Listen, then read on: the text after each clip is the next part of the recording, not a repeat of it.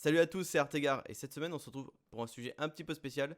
Parce qu'il faut le dire, je suis en vacances pendant 15 jours, donc je vais essayer de vous changer un petit peu de sujet ou en tout cas de format. Et du coup cette semaine on va essayer de faire un thread horrifique.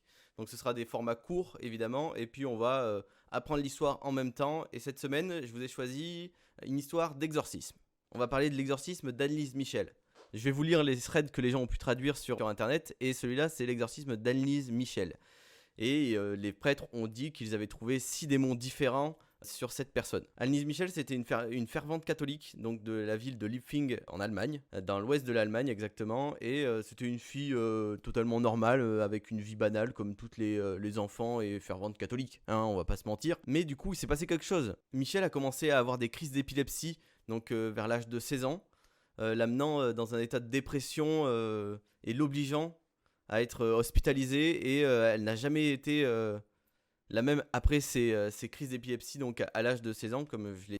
Son état a commencé à empirer de plus en plus après le début de ses crises d'épilepsie. Elle dit voir des choses qu'elle décrivait comme des visages démoniaques pendant qu'elle priait, ou même elle entendait des voix. Mais Michel était convaincue que les démons étaient la source de sa maladie, donc elle a arrêté ses médicaments et elle a commencé à demander de l'aide à plusieurs prêtres, donc pour essayer de l'aider, pour lui découvrir ce qu'elle avait, mais en arrêtant les médicaments. Donc son comportement est devenu de plus en plus bizarre. Elle déchirait ses vêtements, elle mangeait du charbon, elle mangeait des insectes, elle mettait à aboyer comme un chien, elle léchait sa propre urine.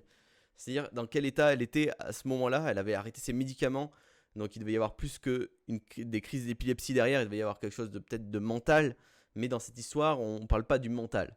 Mais lécher sa propre urine et aboyer comme un chien, c'est quand même des signes d'une possible déviance quand même. Tous les prêtres ont refusé la requête de Michel et elle a trouvé quand même de l'aide auprès de 2 prêtres, donc le prêtre Ernst Holt et Arnold Renz. Donc ce duo faisait des sessions de 1 à 4 heures par semaine, donc pour voir cette personne et découvrir ce qu'elle a vraiment de démoniaque comme elle pensait. Il faut savoir que donc ils ont découvert des choses, ou en tout cas ils ont appris des choses. On a découvert donc 6 démons qui vivraient dans le corps de Michel, ou alors qu'on croit vivre dans le corps de Michel. Et ce serait donc Lucifer, Caïn, Judas, Iscariote, Hitler et Néro. Donc on considère qu'on connaît tous Hitler.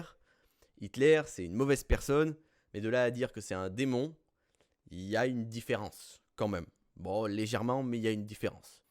Durant la session, donc Michel aurait été enchaîné donc durant les sessions d'exorcisme faites par les prêtres. Michel aurait été enchaîné à une chaise sur laquelle elle faisait des gargouillis, des grognements, des cris horribles. Et elle avait, comme on peut le voir sur les images que je vais vous mettre là, ou enfin un des 2 côtés là, elle avait le visage mais vraiment tuméfié.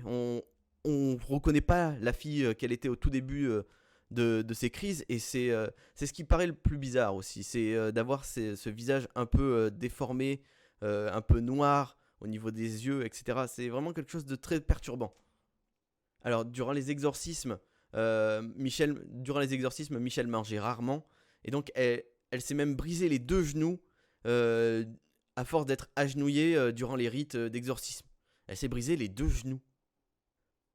Donc, Michel, il faut savoir qu'elle est morte potentiellement de malnutrition et de déshydratation. Elle pesait alors 68 pounds, donc ça fait environ 31 kilos. Donc pour une jeune femme, c'est très peu quand même.